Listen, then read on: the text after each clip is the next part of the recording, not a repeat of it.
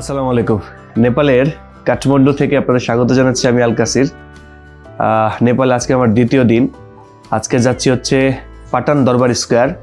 এটি কাঠমান্ডুর ললিতপুর এলাকায় পড়েছে, অর্থাৎ নেপাল যে শহর, মূল শহর, এই মূল শহর থেকে 5 কিলোমিটার দক্ষিণে। আমরা যাব হচ্ছে ট্যাক্সিতে চড়ে। হোটেলের নিচে আছি, ট্যাক্সির জন্য অপেক্ষা করছি। আজকে সারাদিন পাটান দরবার স্কোয়ার ঘুরে দেখব এবং এই দরবার স্কোয়ারটি সম্পর্কে আপনাদেরকে বিভিন্ন তথ্য জানাবো। তাহলে পুরো ভিডিও জুড়ে আমার সাথেই থাকুন। হোটেল রানীমহল, এটাই আমার হোটেল, এখানে উঠেছি। মূলত এটা একটা বাজেট হোটেল। কাঠমান্ডুর নিউ বানেশ্বর যে জায়গাটা আছে এখানে পড়েছে। এটাই হোটেলের reception. Good morning, how are you? All good? Okay. নেপালে আজকে প্রচুর ঠান্ডা। আমরা যেদিন এসেছি সেদিন থেকেই ব্যাপক ঠান্ডা। এখনকার তাপমাত্রা হচ্ছে 10 ডিগ্রি সেলসিয়াস। খুবই, যদিও রোদ আছে তবুও বাতাসটা খুব গায়ে লাগছে। 10 ডিগ্রি সেলসিয়াস, তার মানে প্রচণ্ড ঠান্ডা। এই ঠান্ডাতে একদম জমে যাওয়ার মতো অবস্থা।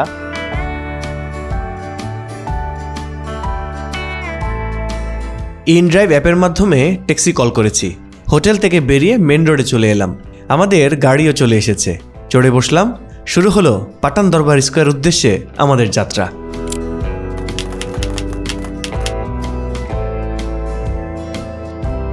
কাঠমান্ডু ভ্যালিতে 3টি প্রাচীন রাজকীয় স্কোয়ার আছে: কাঠমান্ডু দরবার স্কোয়ার, ভক্তপুর দরবার স্কোয়ার আর পাটান দরবার স্কোয়ার। এগুলো ইউনেস্কো ওয়ার্ল্ড হেরিটেজ সাইট হিসেবে স্বীকৃত। ভক্তপুর দরবার স্কোয়ার নিয়ে করা আমার ভিডিও দেখতে পারেন আই বাটনে ক্লিক করে।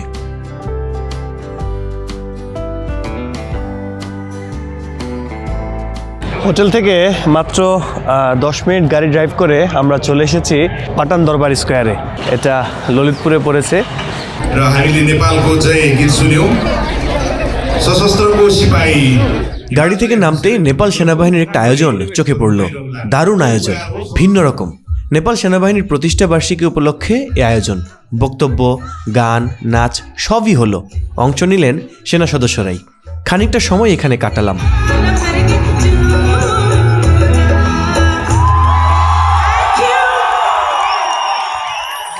বিষয়টা আমার কাছে দারুণ লেগেছে। পাটান দরবার স্কোয়ার হলো নেপালের দর্শনীয় স্থান। বিভিন্ন দেশ থেকে প্রচুর পর্যটক এখানে আসেন। এমন গুরুত্বপূর্ণ স্থানে সেনাবাহিনীর এই আয়োজন সত্যি অন্যরকম।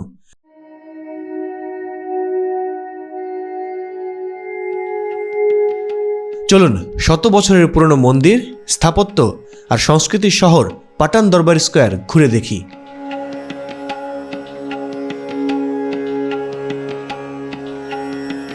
পাটান, যাকে ললিতপুরও বলা হয়, এই অঞ্চল ছিল মল্লা রাজাদের রাজধানী। 16 থেকে 18 শতকে এখানে গড়ে ওঠে অসাধারণ সব মন্দির ও প্রাসাদ। এই পুরো চত্বরটাই ছিল রাজাদের প্রশাসনিক ও ধর্মীয় কেন্দ্র।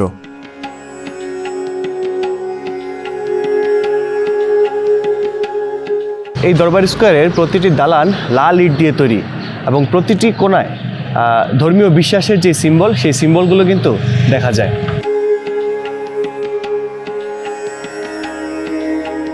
এখানকার স্তম্ভে খোদাই করা আছে মহাভারত ও রামায়ণের দৃশ্য। স্থাপত্যের সূক্ষ্মতা দেখে সত্যি অবাক হতে হয়। প্রাচীন রাজপ্রাসাদ ছাড়াও এখানে আছে একটি পুরনো জাদুঘর। সুযোগ করে সেটি দেখতে ভুলবেন না কিন্তু। দরবার স্কোয়ারটা ঘুরে আপনার কেমন লাগতেছে বলেন? দরবার স্কোয়ার এটা খুব ঐতিহ্যবাহী মনে হচ্ছে, যে অনেক শত শত বছরের পুরাতন স্ট্রাকচার। এখানে মনে হচ্ছে যে টাইম ট্রাভেল করতেছি, ভালো লাগতেছে। সবচেয়ে মজার ব্যাপার হচ্ছে এখানে বিভিন্ন দেশ থেকে প্রচুর পর্যটক। দেখেন, মানুষ গিজগিজ করতেছে। আজকে বন্ধের দিন, তাও এত মানুষ।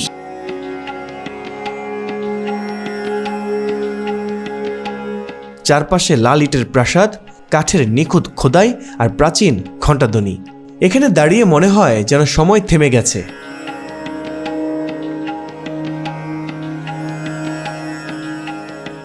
শুধু বৌদ্ধ ধর্ম না, হিন্দু ধর্মের লোকজনের জন্য এই দরবার স্কোয়ারটি অন্যতম। হিন্দু বৌদ্ধ দুই ধর্মের লোকজনই এখানে আসেন এবং এখানে তারা বিভিন্ন উপাসনা করেন। এটি কৃষ্ণ মন্দির। 1937 সালে রাজা সিদ্ধি নারসিংহ মল্ল এটি নির্মাণ করেন। পুরো মন্দিরটি পাথরের তৈরি, যা নেপালের স্থাপত্যে বিরল।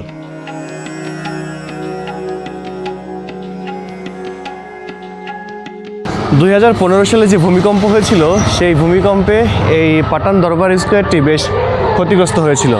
এরপরে এটি সংস্কার করা হয়েছে এবং বিভিন্ন জায়গা থেকে দেশীয় আন্তর্জাতিক বিভিন্ন সহযোগিতা নিয়ে এই পুরো দরবার স্কোয়ারটি আবার মাথা উঁচু করে দাঁড়িয়েছে। নেপালের মানুষ তাদের ঐতিহ্য রক্ষায় অসাধারণ কাজ করেছেন। অনেক মন্দির ও স্থাপনা পুনর্নির্মাণ করা হয়েছে এবং এখনও কিছু কাজ চলছে। আমার কাছে মনে হয়েছে এটি শুধু স্থাপত্য নয়, এটি মানুষের আবেগ ও পরিচয়ের অংশ।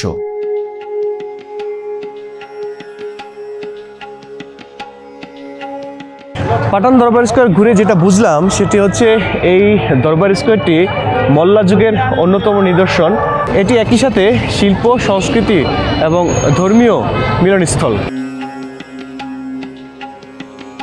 পাটান দরবার স্কোয়ার শুধু পর্যটকদের জন্য না, এটি স্থানীয় মানুষদের দৈনন্দিন জীবনের অংশ। এখানে এসে কেউ প্রার্থনা করেন, কেউ ছবি তোলেন, আবার কেউ বিকেলে বন্ধুদের সঙ্গে গল্প আড্ডায় মেতে ওঠেন। এখানে এলে বোঝা যায় ঐতিহ্য শুধু অতীত নয়, এটি এখনও জীবন্ত।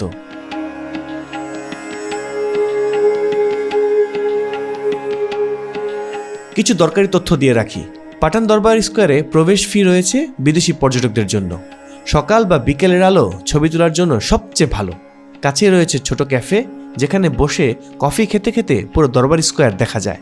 আপনি যদি এখানে আসেন অন্তত 2 থেকে 3 ঘন্টা সময় নিয়ে আসবেন, তাহলে পুরো পাটান দরবার স্কোয়ারটি ঘুরে দেখতে পারবেন।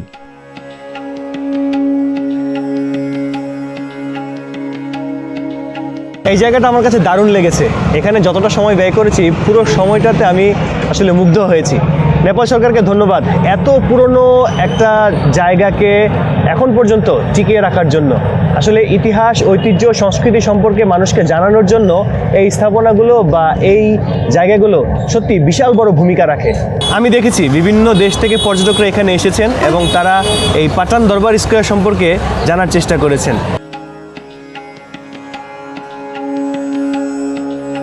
আমার কাছে পাটান দরবার স্কোয়ার মানে ইতিহাসের সঙ্গে একান্ত সময় কাটানো। এখানে দাঁড়িয়ে মনে হয় মানুষ যতই আধুনিক হয় না কেন, শেকড়ের টান থেকেই যায়।